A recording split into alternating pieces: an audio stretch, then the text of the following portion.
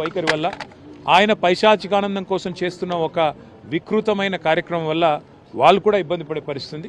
వారు వాళ్ళ కొన్ని రోజులు ఏదో జైల్లో పెట్టి పైశాచికానందం పొందాలనే ఒక పిచ్చి కార్యక్రమం రేవంత్ రెడ్డి గారు చేస్తున్నారు. అది ఆయన కర్మ, నేను చేయగలిగింది ఏం లేదు. ఎందుకంటే ఆయన స్థాయి, ఆయన అవగాహన, ఆయనకున్న ఒక పరిమితమైన జ్ఞానంతో ఆయన ఇందులో ఏదో జరిగింది కుంభకోణం అనుకుంటున్నాడు. పచ్చ కామెరల వాడికి లోకమంతా పచ్చగానే కనబడ్డట్టు రేవంత్ రెడ్డి లాంటి దొంగకు అన్నిట్లో కూడా దొంగతనం జరుగుతుంది, అన్నిట్లో కూడా పైసలు తింటారనే ఒక దిక్కుమాలిన ఆలోచన ఉండొచ్చు. కానీ నేను ఒక్క పైసా అవినీతి చేయలేదు. నేను మళ్ళీ చెప్తా ఉన్నా, మీరు రేపు రేవంత్ రెడ్డి గారు మీరు రండి, లేదా మీరు మమ్మల్ని మీ జూబ్లీ హిల్స్ ప్యాలెస్కి రమ్మంటే వస్తా, ఇద్దరం కూర్చుందాం. నువ్వు లై డిటెక్టర్ పెట్టు, ఓపెన్ లైవ్ కెమెరాలు పెట్టుంది, నేను మాట్లాడతా, నువ్వు మాట్లాడు. ఎవడు దొంగనో ఎవడు దొరనో రాష్ట్ర ప్రజలు చూస్తారు, దేశ ప్రజలు చూస్తారు, తేల్చుకుందాం. ఈ బంద్ కెమెరాలల్లా పాపం అధికారులను చంపుడు, వాళ్ళని సతాయించేందుకు నువ్వు లై డిటెక్టర్ పరీక్ష పెట్టు. తప్పకుండా ఇక్కడ కూడా ప్రాబ్లం అయిన అదే మీకు ట్రాఫిక్ నాకు అర్థం కాదు. నేనేమంటున్నా అంటే తప్పకుండా రేవంత్ రెడ్డికి నేను ఒకటే చెప్తున్నా, ఈ దొంగ కేసులు, లొట్టపీస్ కేసులు నిల్వై, నీకు దమ్ముంటే నువ్వు పెట్టు, లై డిటెక్టర్ పరీక్ష పెట్టి, నువ్వురా నేను వస్తా, ఇద్దరం కూర్చుందాం, రాష్ట్ర ప్రజలు నిర్ణయిస్తారు ఎవరు కరెక్టో చూద్దాం. 7 గంటల పాటు ప్రశ్నించారు. ఎన్ని ప్రశ్నలు అడిగారు? అడిగిన పాడిందే పాటరా అన్నట్టు ఒక సామెత ఉంది కదా, గంతే తప్ప ఏం లేదు, విషయం లేదు, మనం లేదు. Thank you. మళ్ళీ ఎప్పుడు రమ్మంటారు? వాళ్ళు ఎప్పుడు రమ్మంటే అప్పుడు పోతా, వాళ్ళు ఎప్పుడు రమ్మంటే అప్పుడు పోతా, ఏం చెప్పలేదు.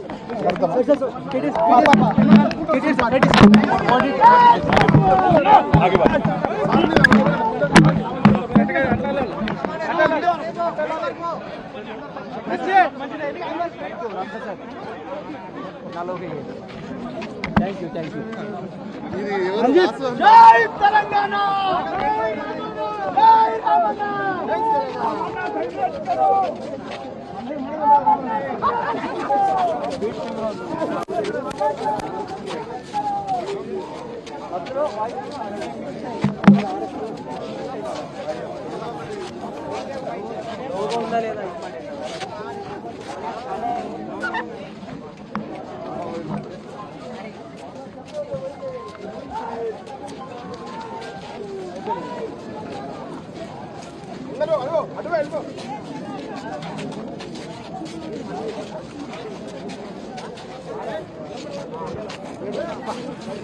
లోపల పోయిందే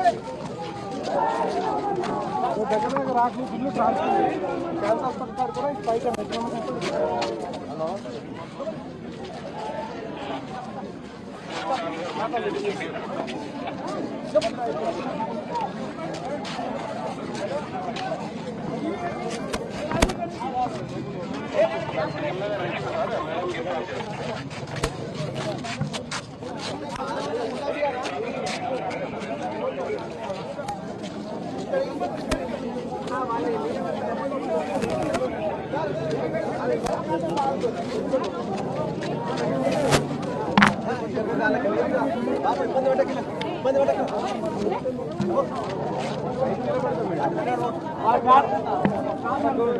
రావాలి మీరు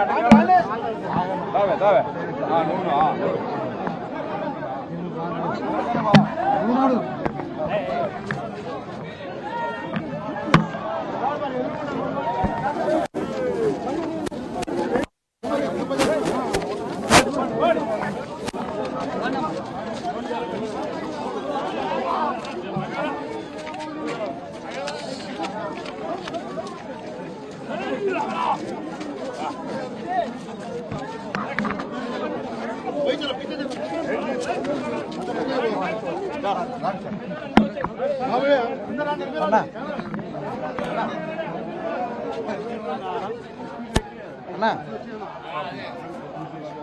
అన్నయ్య ఇగో నేను ముందన్నా